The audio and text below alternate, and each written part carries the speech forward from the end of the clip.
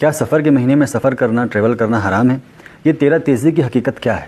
اعوذ باللہ من الشیطان الرجیم، بسم اللہ الرحمن الرحیم۔ عزیزان گرامی، محض سفر مظفر کی آمد ہے اور اسی کے سلسلے میں 3 سوال اور 3 شبہات جو ہمارے بھائیوں نے مجھ سے پوچھا، اس کو آپ کی خدمت میں اس کے جوابات کو بیان کروں گا۔ عزیزان گرامی، ایک بہت بڑی چیز جو انڈیا اور پاکستان کے فرہنگ میں مشہور ہے وہ یہ کہ ایک سفر سے لے کر کے 13 سفر تک سفر نہیں کرنا چاہیے، ٹریول نہیں کرنا چاہیے، کوئی نیا کام نہیں کرنا چاہیے۔ کیوں؟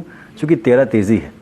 اس سے کیا ہوگا؟ اس سے یہ کہ 13 تیزی میں اگر آپ سفر کریں گے تو آپ پہ پریشانی، مصیبت اور بلا آ سکتی ہے، مصیبتوں کا سامنا کرنا پڑ سکتا ہے آپ کو۔ تو میرے بھائیوں، دین اور اسلام سے اس طریقے کی خرافات کا کوئی تعلق نہیں ہے۔ 13 تیزی کا کانسیپٹ یہ عورتوں کی ایجاد کی ہوئی چیز ہے جو فقط انڈیا اور پاکستان میں ہی ہے بس، اور جو ان چیزوں پر اعتقاد رکھتا ہے وہ حرام فعل انجام دے رہا ہے، چونکہ بدعت ہے، اپنے من سے ایجاد کی ہوئی چیز ہے، لہٰذا ان چیزوں کو ختم کریں معاشرے سے۔ 13 تیزی کچھ نہیں ہے، کوئی اس کا وجود نہیں ہے۔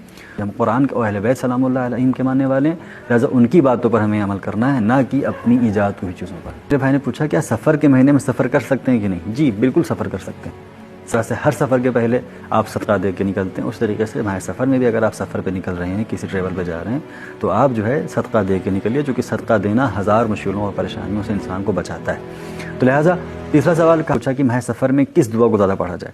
تو محض سفر کے بارے میں علامہ شیخ عباس قمی علیہ الرحمہ انہوں نے مفاتیح میں لکھا ہے کہ اس مہینے میں چونکہ اہل بیت علیہم السلام پر بے شمار مصائب و مشکلات ان پر پڑی، انہوں نے بہت سارے مصائب کا سامنا کیا، لہٰذا بڑا غمگین و غمناک مہینہ ہے۔ لہٰذا بہتر یہ کہ اس مہینے میں ہر روز 10 مرتبہ کم سے کم اس دعا کی تلاوت کی جائے جو اسکرین پر لکھی ہوئی ہے۔ لہٰذا جب بھی وقت ملے آپ اس دعا کی تلاوت کریں، اس دعا کو پڑھیں تاکہ مشکلات اور مصیبتوں سے محفوظ رہیں۔ وہاں سے دعا